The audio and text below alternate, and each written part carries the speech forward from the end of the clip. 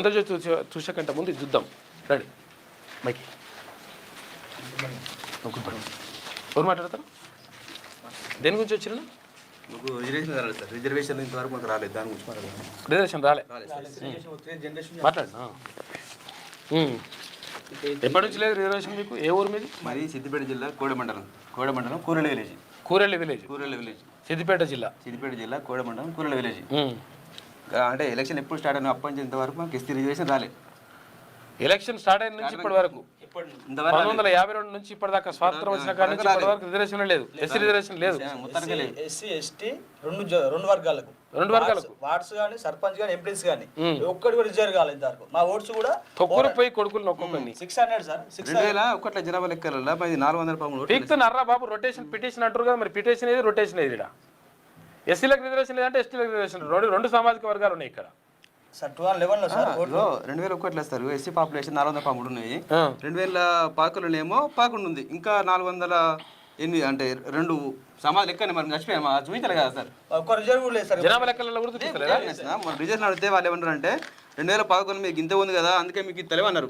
So అది కరెక్టే. 11 మరి 11 కంటే ముందు 2001 ఉంది కదా. మరి ఇవి లెక్కలు ఈ మంది మీద 413 మంది ఉంటే 11 మంది ఇంకా మిగతా మంది చనిపోయారు. మరి వాళ్ళ సమాజ లెక్కలు చూపించారు. మరి లేదంటే చెప్తే అయిపోద్ది కదా. ఇప్పుడేం చెప్తున్నా నాయన? ఇప్పుడు నేను ఏమంటారు అంటే ఇప్పుడు అధికారులు తీసేసి జనాభా లెక్కలు అన్ని తీసారు కదా. తీసినాక ఏమైంది? ఇప్పుడు ఇంకా ఒక వార్డు లేదు, తర్వాత సర్పంచ్ లేదు, మనం లేదు, మసాడం లేదు, సర్పంచ్ కూడా లేదా, సర్పంచ్ లేదు, వార్డు మెంబర్ లేదట. ఎస్సీలు ఉన్నారు, ఎస్టీలు ఉన్నారు. 100 జనాభా ఉన్నది. 413 మంది ఉంటే 11 మంది ఉన్నట్టు చూపించారట. ఎవడా లెక్కలు వేసినాడు వాడిని పట్టుకదా? అది తెలంగాణ గవర్నమెంట్ మొన్న కూరల విలేజ్ లా ఎస్సీ ఓట్లు 408 ఇస్తారు. మొన్న 408 సర్వేలా 408 ఓట్లు ఉన్నాయి. ఓకే. అలా మేము ఎంత మేల్ ఇంత ఫీమేల్ ఇంత 408 ఓట్లు ఉన్నాయి మొన్న సర్వేలా.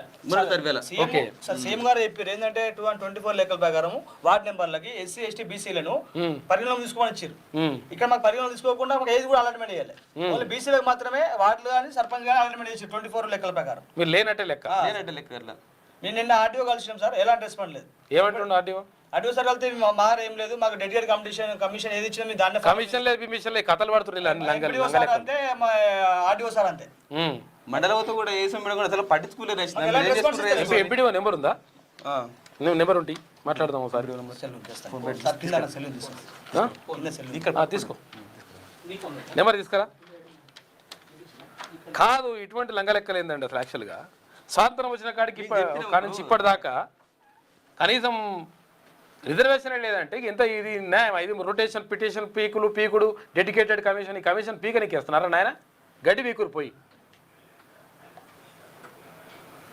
వీళ్ళు మనుషులే ఉన్నట్టు కూడా చూపిస్తలేరంటే, జనాభా లెక్కలు లేరంటే మనుషులు ఉన్నారా? మీరు బ్రతికిన ఆత్మలై నిజంగా మనుషులేనా? మరి సొల్యూషన్ కూడా చెప్పే అధికారి కూడా లేడు సార్. మా సొల్యూషన్ కూడా చెప్పే అధికారి కూడా లేడు. ఎక్కడ పోవాలి, ఏం చేయాలని కూడా చెప్పే వాళ్ళు కూడా లేదు. ఏం చేసుకుంటారు చేసుకోరు అంటారు. ఎక్కడికైనా కాదు మీ వర్క్ అంటారు, మీతో ఏం కాదంటారు. మరి వాళ్ళు ఎందుకున్నారంటే ఇంకా 2024 జనాభా లెక్కలు వాళ్ళు ఎందుకున్నారు అంటున్నా నేను.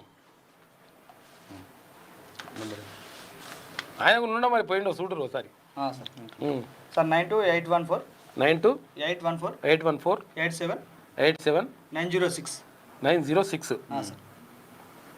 ఎవరైనా ఎంపీడీఓనా ఆర్డీఓనా? MPDO sir.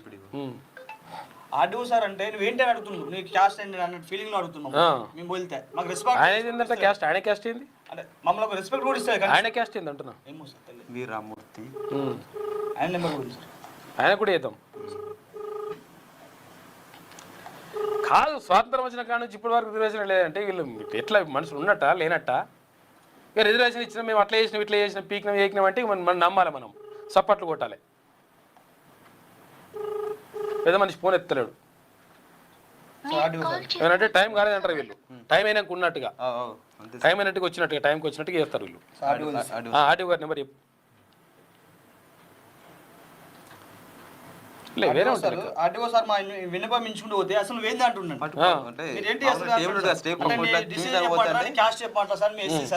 ఏ ఊరు అది? కోహెడ మండలం కూరెల్ల, సిద్దిపేట జిల్లా కోహెడ మండలం కూరెల్ల విలేజ్. కోహెడ మండలం కూరెల్ల విలేజ్. నెంబర్ చెప్పు, ఆర్టీఓ నెంబర్ చెప్పు.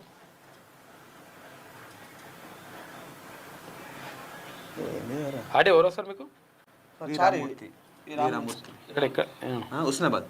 Okay sir 94413 94413 45414. ఆర్డీఓ గారు అందుబాటులో ఉంటారా ఉండరా మరి తెలియదు, చూడాలి. కూరెళ్ళ కోయడ మండలం.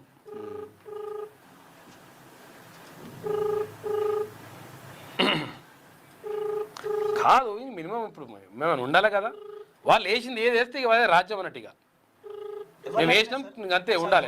ఏమంటారు అంటే మా చేతులు ఏం లేదు, డెడికేట్ కమిషన్ మాకు ఎట్లా ఫాలో అవుతుంది, ఎవరు కమిషన్ కూడా పట్టుకు ఫస్ట్ వాళ్ళు ఇచ్చి మాకు మేమేం చేస్తామండి అంటున్నారు. ఎవరిని అడిగిన లంగలెక్క ఇవన్నీ పట్టుకొని మీరు కాల్ చేస్తున్న వ్యక్తి వీళ్ళు సమాధానం ఇయ్యరు, టైంకి సమాధానం ఇయ్యరు, వీళ్ళు ఫోన్ ఎత్తారు వీళ్ళు. ఏమంటే ఇప్పుడు నేను టైం కాలేదు కదా, మా టైం ఇది కాదు, 10:30 10:30 తర్వాత ఎత్తారంటే అది కూడా ఎత్తారు. తిరిగి ఆఫీస్ లేదు, తిరిగి అధికారులు లేదు, కలవని అధికారులు లేదు సార్ ఇప్పటి వరకు.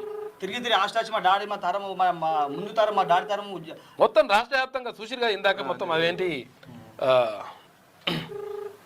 ఎన్నూర్లలా ఉన్నాయి కదా, ఈ మండలాలే వీక్ మొత్తం టోటల్ బీసీ రిజర్వేషన్ ఒక్కడు కూడా లేదు. Hello good morning sir. నమస్తే నమస్తే చెప్పండి. నా పేరు సుదర్శన్ సార్, నేను తీన్మన్మల క్యూన్యూస్ నుంచి మాట్లాడుతున్నా. చెప్పండి సార్. ఏం లేదు సార్, ఇప్పుడు ఇక్కడ కూరెళ్ళ విలేజ్ నుంచి వచ్చిండ్రు, కోయడ మండలం, సిద్దిపేట జిల్లా. అయితే వీళ్ళకు స్వాతంత్రం వచ్చినప్పటి నుంచి ఇప్పటిదాకా అసలు రిజర్వేషన్ లేదంట. వీళ్ళకు ఎస్సీ ఎస్టీలు ఉన్నారు, సర్పంచ్ కానీ వార్డు మెంబర్లు కానీ కనీసం ఒక్కసారి కూడా రిజర్వేషన్ లేదంట. ఇప్పుడు కూడా రిజర్వేషన్ లేదు, అసలు మేము ఉన్నామా చచ్చిపోయినామని అడుగుతారు. వాళ్ళ విషయం ఏంటంటే 2011 జనాభా లెక్కలల్లా వీళ్ళు 430 మంది ఉంటే 33 మంది ఉంటే ఇప్పుడు ఎంతమంది ఉన్నారంటే 413 మంది ఉంటే 11 మంది ఉన్నట్టు ఊహించిరట. తర్వాత సరే ఓకే, అప్పుడంటే సరే పొరపాటు జరిగిపోయింది మరి అని చెప్పి అంటే ఇప్పుడు మనుషులు ఉన్నారు 408 మంది అని చెప్పేసి ఓ లెక్క చూపించారు. చూపించిన తర్వాత మరి అన్న ఇప్పుడు మనుషులు ఉన్నారా అంటే ఉన్నారు. ఓట్లు 408 ఓట్లు ఉన్నాయి, ఓన్లీ ఓట్లే. ఎస్టీ వచ్చి 170 సార్, 136 ఎస్టీ ఉన్నారు. ఎస్సీ లేదు, ఎస్టీ లేదు, రిజర్వేషన్ లేదు. పరిస్థితి ఏంటని చెప్పేసి అడుగుతున్నారు. చెప్పండి సార్. అది డెలిగేటెడ్ కమిషన్ ఏదైతే ఇచ్చిందో దాని ప్రకారమే చేసినాం సార్. ఈ డెడికేటెడ్ కమిషన్ సల్లకుండా ఇప్పుడు ఏమంటున్నారు సార్, ఇప్పుడు రొటేషన్ పద్ధతితో లేకపోతే రకరకాలుగా చెప్తున్నారు. కొన్ని మండలాలే పోతున్నాయి. నేను ఏమంటున్నా, ఇప్పుడు కొన్ని గ్రామాలు ఉంటాయి సార్. విషయం ఏంటంటే ఇప్పుడు ఒక మండలంలో ఇప్పుడు ఈ రిజర్వేషన్కి సంబంధించి ఇంత ఉండాలి ఏం కథ అని చెప్పేసి ఒక మండలంలో తీసుకొని అట్లా చేసుకుంటూ అయిపోతుంది. జిల్లా అని చెప్పేసి జిల్లా యూనిట్ అంటున్నారు, మండలాలే పోతున్నాయి. ఇప్పుడు చిన్న ఎగ్జాంపుల్ చెప్తా మీకు. మహబూబాబాద్ జిల్లాలోనే 6 మండలాల్లో బీసీలకు 0, ఆదిలాబాద్ మంచిర్యాల జిల్లాలో 10 మండలాల్లో ఇదే సీను. ఒక్క గ్రామం దక్కపోవడాన్ని నిరసిస్తూ ఇక మొత్తం మండలాలే మొత్తం ధర్నాలు చేస్తున్నాయి.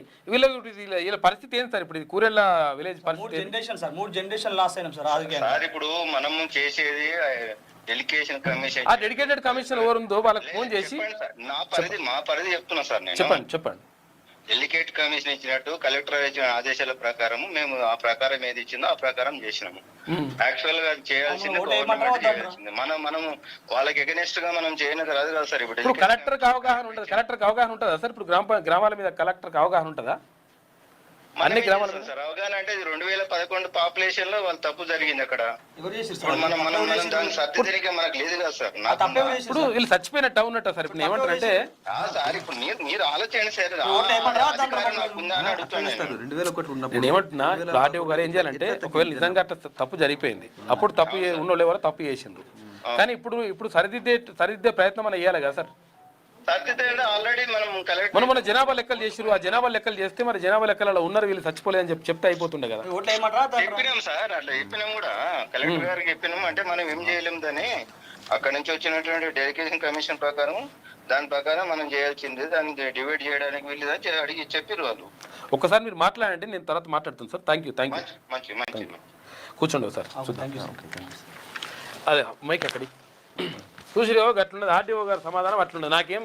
నాకే అధికారం లేదని ఆర్డీఓ గారు చెప్తారు. మరి ఎవరిని అడగలను? కలెక్టర్ అంటే కలెక్టర్కి ఏమైనా మొత్తం ఆయన మీదికెళ్ళి మొగులు మీకెళ్ళి వచ్చినాడు ఆయన దేవుడు ఆయన, లేకపోతే ఆయనకు మినిమం అవగాహన ఉండదు వీళ్ళకు గ్రామాల మీద.